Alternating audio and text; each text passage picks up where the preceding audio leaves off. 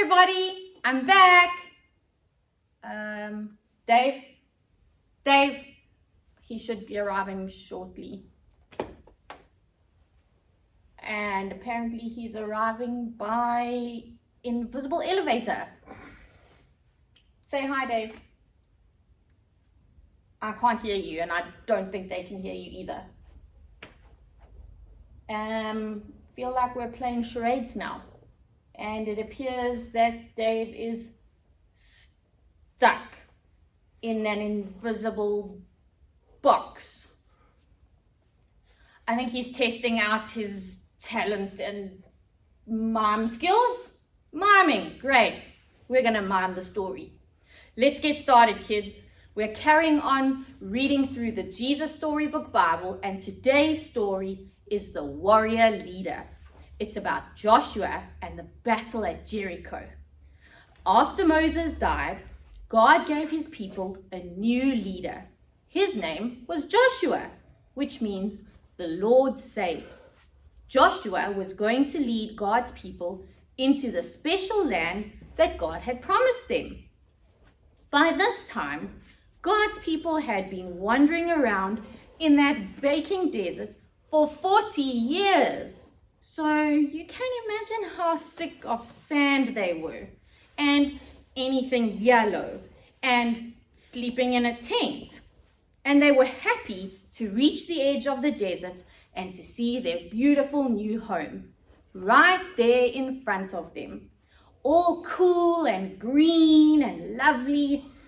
But there was only one problem: Jericho. Jericho was a city, but it wasn't just any old city. It was a fortress, and it stopped anyone from getting into the land.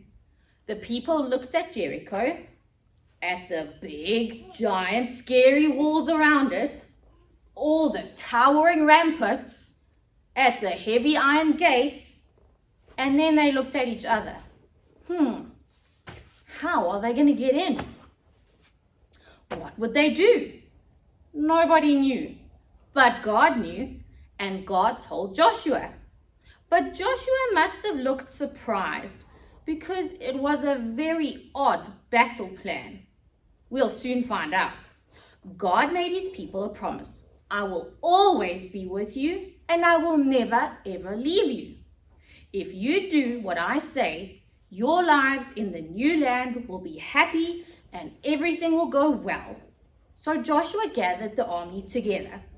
They had their swords, they had their spears, and they had shields. But were they ready to fight? What the plan was about wasn't fighting. It was about trusting and doing what God said. So Joshua's army went marching and marching and marching around the city. They must be too scared to fight, the people of Jericho said. But they were wrong. God's people weren't scared. They were waiting for God to tell them what to do next. And on the seventh day, God told his people to march around the city. Not once, not twice, but 7 times.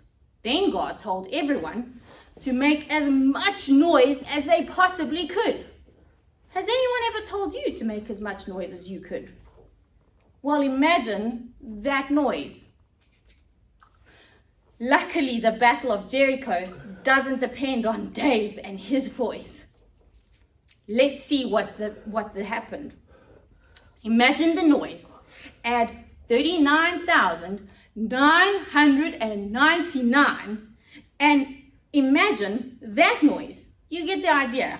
I'm glad that Dave doesn't have to count that high today.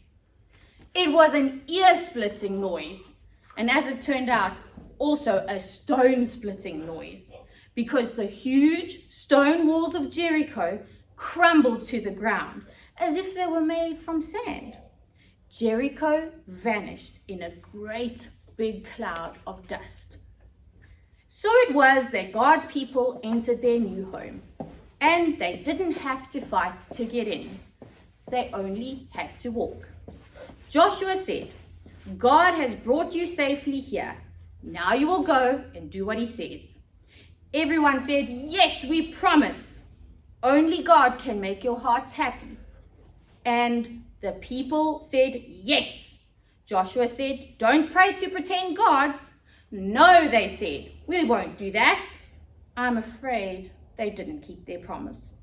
They didn't do what God said. And many years later, just as God had warned them, things would go badly for God's people again. They would lose their home, enemies would capture them and take them as slaves, and God's people would scatter into many different lands. But God's plan was still working. One day, he would give his people another leader and another home. But this home, no one could ever take from them. And that's the end of the story for today, kids. It looks like Dave's trying to tell us something. Okay, I see. I get it.